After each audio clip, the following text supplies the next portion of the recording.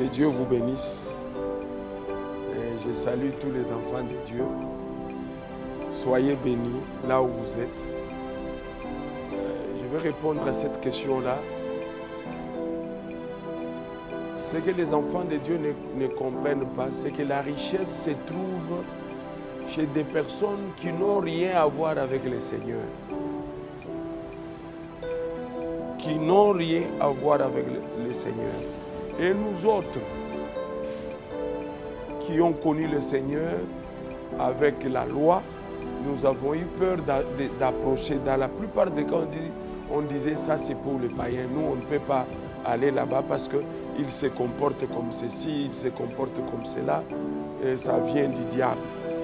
Mais ils ont oublié qu'il y a l'Écriture qui dit tout est sanctifié par la parole et par la prière. Cela nous montre directement que au début de tout, tout est impur. Même ce que nous croyons qui est juste est d'abord impur. C'est pourquoi le Seigneur a pris la peine de les sanctifier par la parole et par la prière. Donc, j'ai donné l'exemple. Samson devait avoir quelque chose pour manger. Quand il avait faim, il est retourné prendre le miel qui se trouvait dans les carcasses d'un lion mort. Le lion qu'il a tué. Mais pendant que les abeilles mettaient leur nid là-bas, il y avait des asticots. Les lions étaient en train de pourrir. Comment manger quelque chose qui vient de la pourriture? Nous savons que la pourriture donne le dégoût de manger.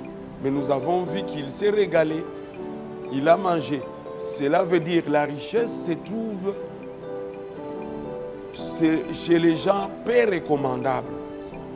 Mais pour avoir cette richesse, nous devons travailler ensemble avec tous ces gens-là. Nous devons travailler tous. Donc les enfants de Dieu doivent enlever de la tête que Dieu refuse qu'ils aient la richesse. Parce que cela se trouve chez les diables ou chez les gens qui sont peu recommandables. Mais Dieu nous permet d'y aller parce qu'il est capable de sanctifier ces choses-là pour nous et que nous puissions se servir d'une manière convenable. Que Dieu vous bénisse. Et pourtant, l'Église en a besoin. Que Dieu vous bénisse.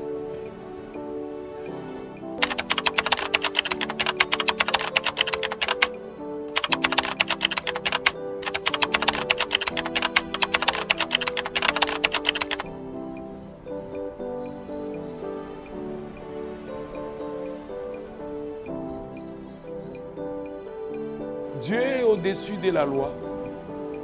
Il n'est pas tenu par la loi. Il est libre. Et c'est cette liberté qu'il veut nous donner quand il parle. Si le Fils vous a franchi, vous êtes réellement libre. Dans la parole de Dieu, donne la liberté à tout celui qui est né de cette parole. Par contre, la loi nous rend esclaves. Ne permet pas à la personne d'être libre.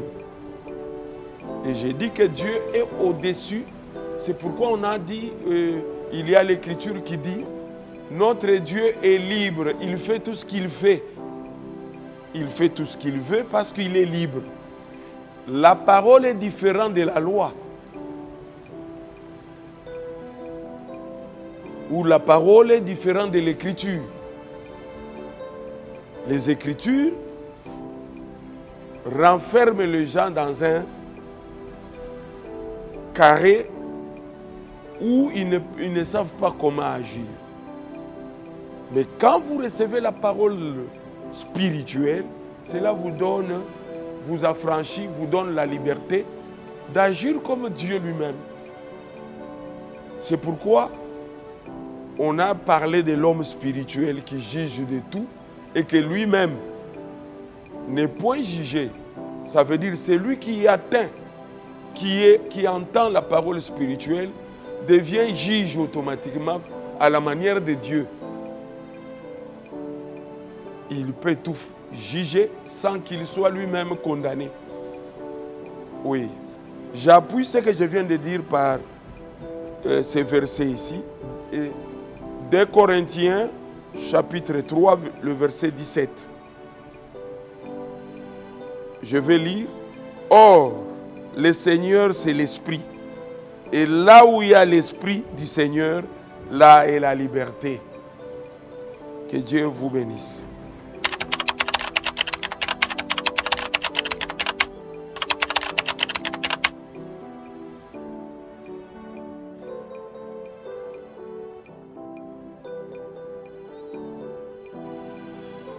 Cette question, je vais la répondre comme ceci.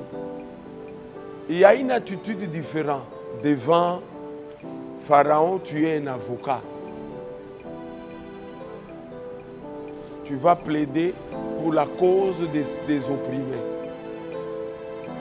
Mais devant les enfants qui viennent à l'église, eux qui n'ont pas encore connu le Seigneur, ceux-là qui sont dans ta famille, qui n'écoutent pas.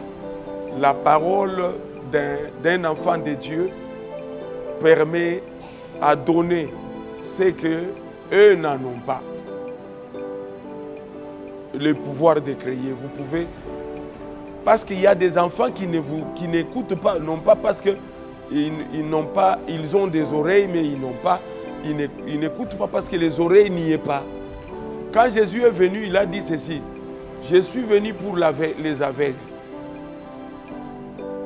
Ceux-là qui sont aveugles puissent voir. Ceux-là qui n'ont pas d'oreilles puissent écouter, entendre. Et ceux-là qui ne parlent pas, qu'ils aient une bouche. Cela veut dire que cela ne s'arrête pas seulement à Jésus, mais c'est pour tous les enfants de Dieu. Même quand tu as des enfants à la maison qui n'ont pas d'oreilles, si toi tu es vraiment transformé, né de la parole de Dieu, tu as la capacité de changer cet enfant, de lui donner les oreilles pour entendre, une bouche pour parler. On ne dira plus qu'il ne sait pas parler. On ne dira plus qu'il est aveugle parce que tu as appelé à l'existence les yeux.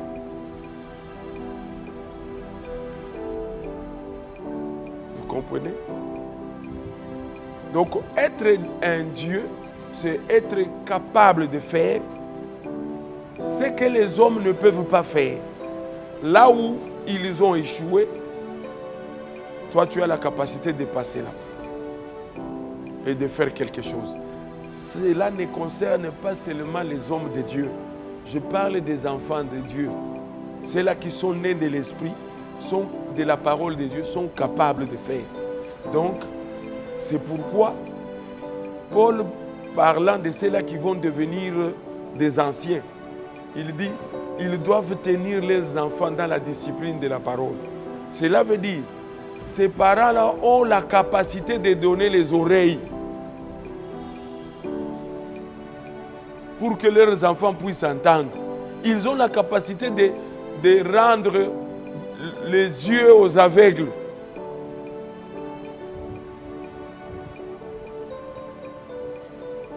Que Dieu vous bénisse. Amen. Donc, être ancien, c'est être capable d'être Dieu. Selon qu'il est écrit, vous êtes des dieux. Nous refusons de mourir comme des hommes. Hein? Il dit, vous êtes des dieux cependant. Vous mourrez comme des hommes. Apparemment, vous mourrez comme des hommes, mais vous êtes des dieux. Vous devez bénéficier de ce que vous êtes. Donc, Christ est venu pour que nous ne puissions pas mourir comme des hommes, mais nous puissions vivre